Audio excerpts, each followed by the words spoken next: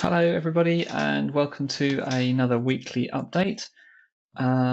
So, major kind of thing that happened this week, I think, that's worth talking about is I finally managed to get the kind of bot framework calling out to Microsoft Bing and showing up in Bing search results. And I think this is really interesting, and I just want to take a moment to kind of talk about it and talk about some of the stuff that isn't in the blog post. If you haven't seen it already, it's the third part in a three-part series I've done around making your bot show up in search results, and it's called Bots in Bing.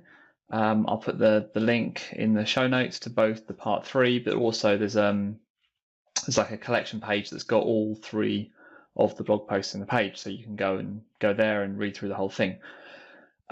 And I think it's interesting because it's interesting to see what Microsoft are doing in this space and how they're changing how we think about search. Because if you think about it, the search results page, the standard kind of page of blue links with advertising either side of it, has really not changed since it first came out in the 90s.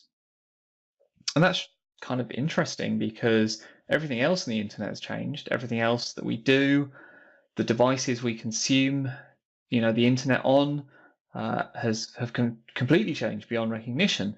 But the search results page has kind of stayed exactly as it is. And that's mostly because it's in the hands and control of one big player, Google. And for the most part, the search result page is working out pretty well for Google. It's where they get most of their money. AdWords is where Google makes a ton of money. So why change something that isn't broken from Google's perspective?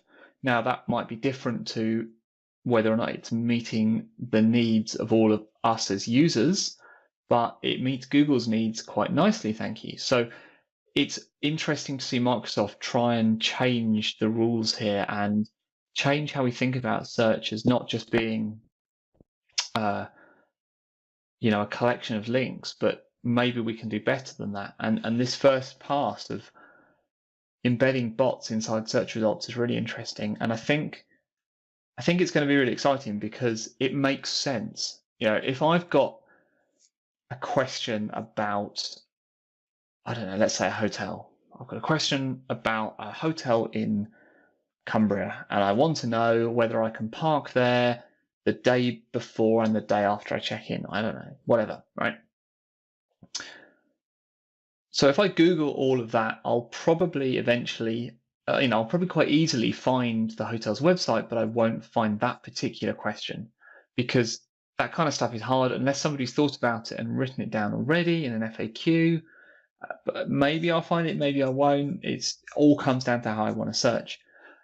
And I think search still has a place for getting you to roughly the right part of the internet. So in this case, it would be getting you roughly to the right, to the hotel that you're talking about.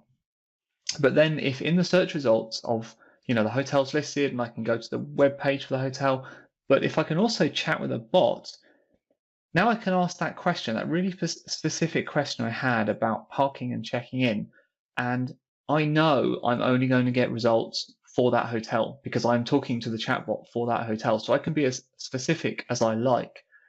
And depending on how the authors of the bot have decided to implement things, now maybe it is just a dumb FAQ, but maybe it's cleverer than that. Maybe if it doesn't know the answer, it can go and alert somebody, it can go and find out, it can go and send an email to someone and get back to me. Maybe it loops me through immediately to a person in real time.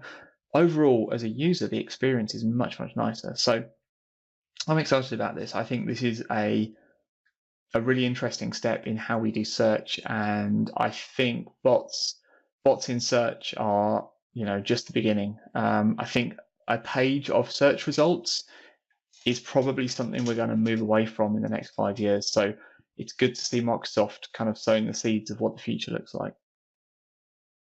So that's the kind of big thing I've been working on this week, is writing that up, playing with it, doing the screenshots, putting together the blog post for that.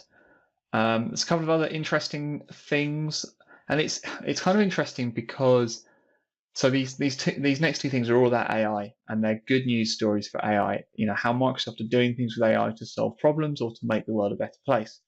And I don't know if it's just me where I'm looking, but it seems that Microsoft has a lot of these good news stories around AI. They're really managing to solve real problems with AI, and I think that's really positive. It's the fruition, if you like, of the investment they put into AI and AI research and machine learning, and they've been doing this for a number of years, and it's now starting to vest. So that's really interesting. So the two kind of articles that I would say would be really good weekend reading if you wanted something to read over this weekend. The first one is how Microsoft are using AI to crack down on scam phone calls. So you probably know about this. You may even have experienced these. These kind of, your computer is broken, we can help you, just pay us some money. Turns out your computer's not really broken at all, it's a scam. These kind of phone calls they're a huge problem. They're a crime. They prey on vulnerable people, who maybe don't understand, don't get technology, and they're a real problem. And Microsoft have done a bunch of work in trying to track down, the culprits here and try and take apart these networks, because they're quite sophisticated. These guys are, they're not easy to track down, but the power of machine learning and the power of AI can tie together these kind of very disparate threads across large sets of data in a way that would take, manually, it would just be kind of impossibly large to do. And so they're having some success, which is really good. You can kind of read about it in the article.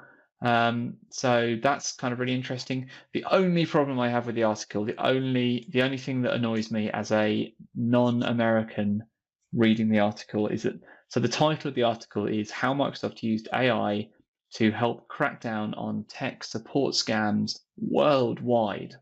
So you think, okay, great, yep, good, worldwide. And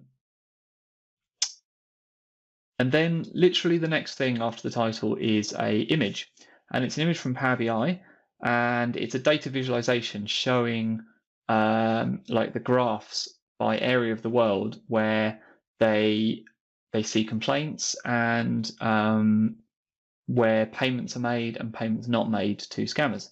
Except that, of course, it's not a graph of the world, it's a graph of the United States. And all the data points look like they're in the United States.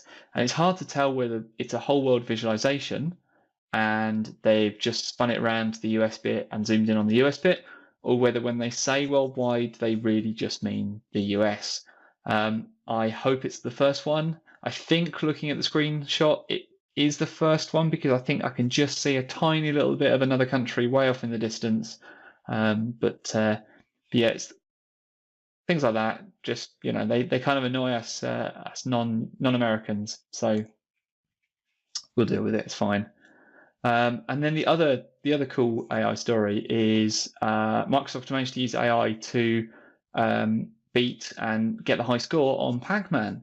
Now this is interesting because, like, on one level it's like, yeah, it's Pac-Man, it's just a game. Maybe it's a kind of waste of time, whatever.